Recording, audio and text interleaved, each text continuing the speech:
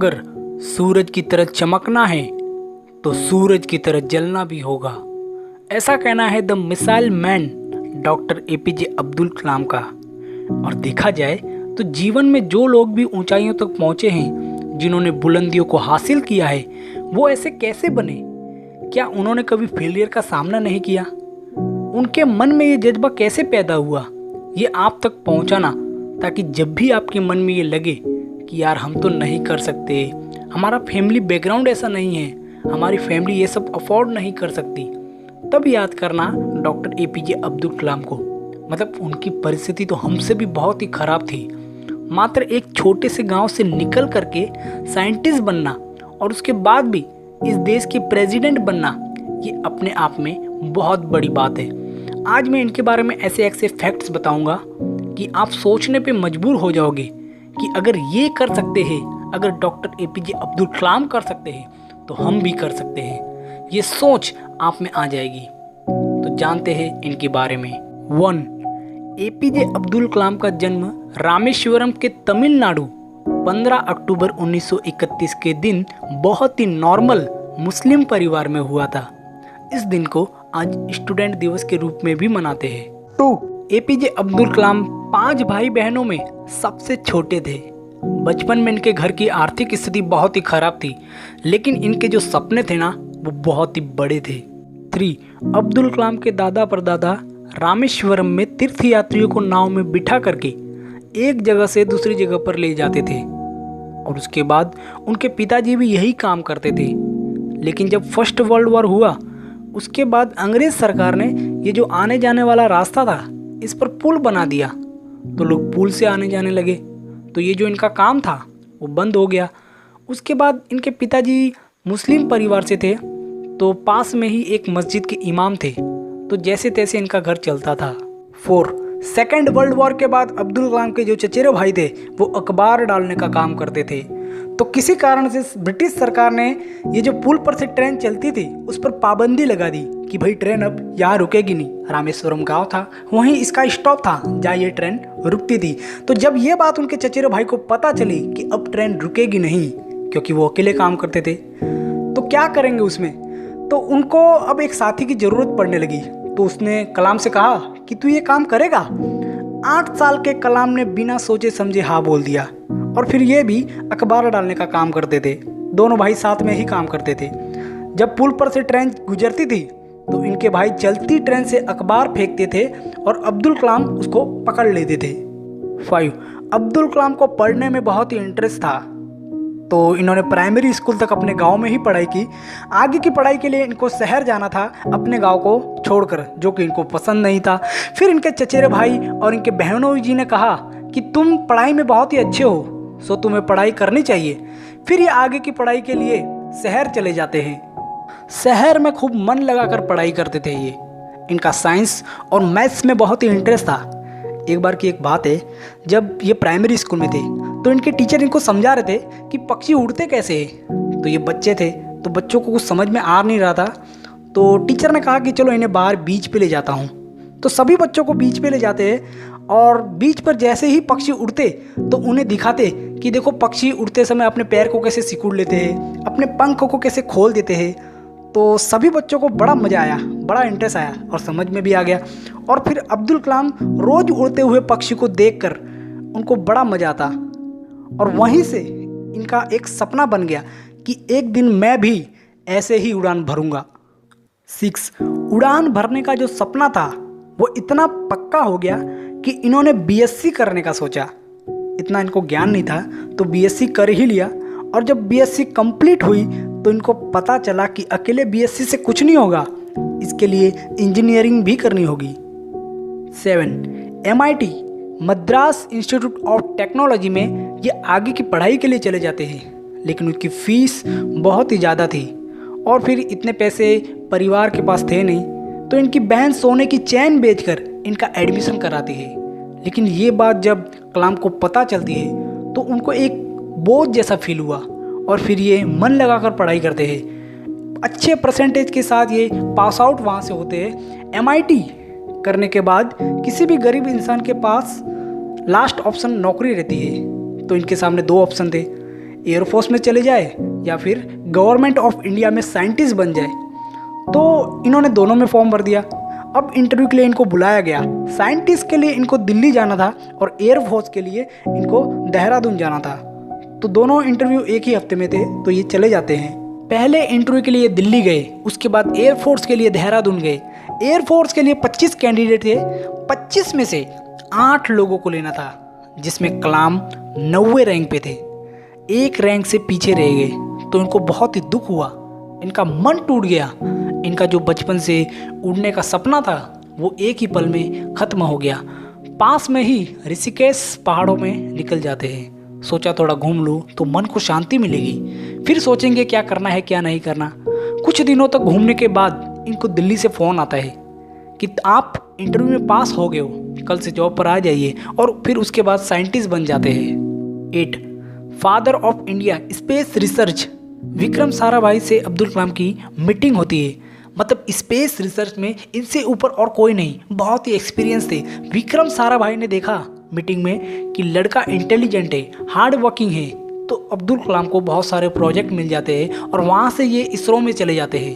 1969 में एक बहुत ही बड़े प्रोजेक्ट पे इसरो ने काम स्टार्ट किया था, और ये प्रोजेक्ट SLV मतलब सैटेलाइट लॉन्च ऑफ व्हीकल।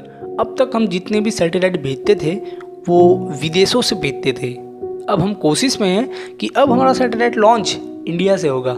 लेकिन इसी दौर में विक्रम साराभाई की मृत्यु हो जाती है। ये स्पेस साइंस के लिए बहुत ही बड़ा झटका था। अब्दुल कलाम को बहुत ही दुख होता है, वो तो इनको अपना गुरु भी मानते हैं। और इसी दौर में इनके पिताजी की भी मृत्यु हो जाती है। 102 साल के होते हैं और कुछ समय बाद पता चलता है कि इनकी माता की भी मृत्यु हो जाती है।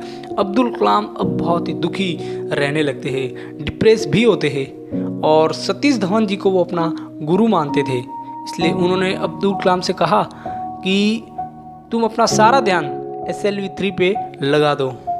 1979 में जब सैटेलाइट को लॉन्च कर रहे थे तब पूरे देश की नज़र टीवी, मीडिया, न्यूज़ पर टिकी थी। सैटेलाइट को श्रीहरिकोटा से छोड़ना था और छोड़ने से पहले 4 मिनट पहले टेस्टिंग होती है। उसके 1 मिनट पहले ही कंप्यूटर ने सिग्नल दिया कि कुछ गड़बड़ है। सोचो 10 साल की मेहनत दांव पर लगी, सरकार का पैसा लगा है, और 1 मिनट पहले कंप्यूटर सिग्नल देता है कि कुछ खराबी है। और उसके हेड डॉक्टर APJ थे।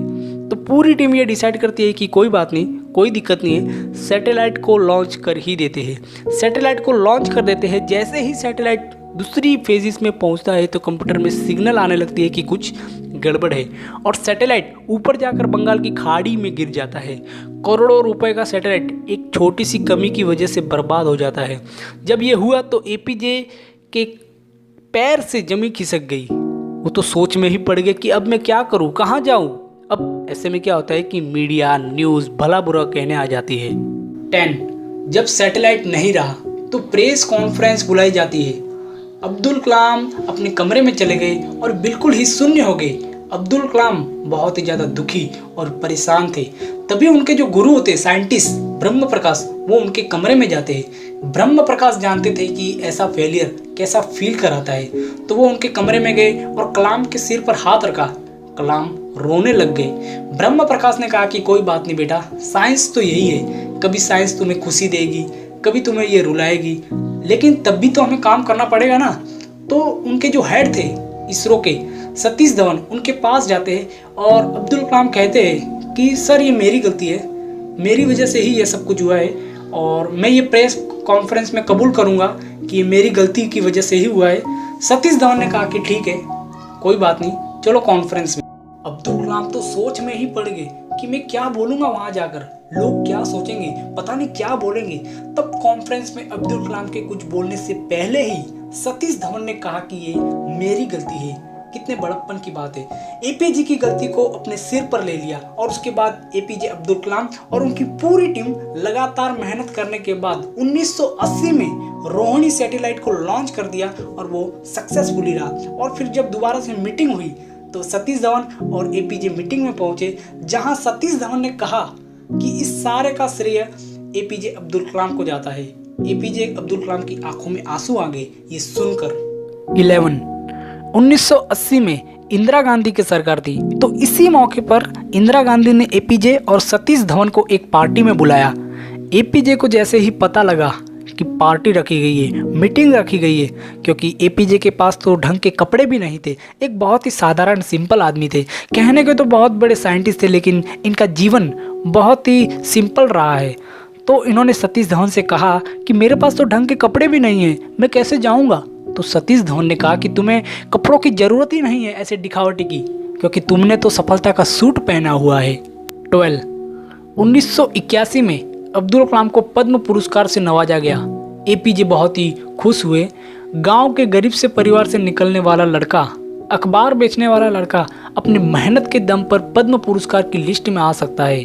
और अब्दुल कलाम रोए भी बहुत, क्योंकि जिन लोगों को दिखाने का मौका मिला था वो इस दुनिया में थे ही नहीं। 1988 में अग्नि मिसाइल पे काम चल रहा था। कुछ सालों तक काम करने के बाद इसे 1989 को लॉन्च करने से पहले ही फर्स्ट स्टेज में टेक्निकल फॉल्ट था, तो उस पर काम किया। फिर जब दोबारा से लॉन्च किया तो सेकेंड स्टेज में ये बुरी तरह से फेल हो गया। अब मजाक उड़ने लगा और अखबारों में तरह तरह की खबरें छपने लगी, कार्टून के रूप में मजाक बनाने लगे। एक अखबार में तो ऐसा मजाक बनाया कि अग्नि को चलाने के लिए उसे अमूल मक्खन का इस्तेमाल करना चाहिए। ऐसे में कितना बुरा लगता होगा। फिर जब तीसरी स्टेज में मिसाइल को लॉन्च किया तो ये सक्सेसफुली रहा। इस मौके पर अब्दुल कलाम ने 1 लाख से ज़्यादा वृक्षारोपण किए। 1997 को इंडिया का सबसे बड़ा अवार्ड भारत रत्न अब्दुल कलाम को दिया गया, और भारत रत्न राष्ट्रपति भवन में मिलता है। अब जैसे मैंने बताया कि इनको सूट बूट टाई वाई का इतना शौक नहीं था, फिर भी ये पहन के गए तो वहाँ लोगों ने नोटिस किया कि ये बड़ा अनईजी सा फील कर रहे थे, बार बार टाई ऊपर नीचे करते थे। इससे पता चलता है कि वो कितने सिंपल इंसान थे।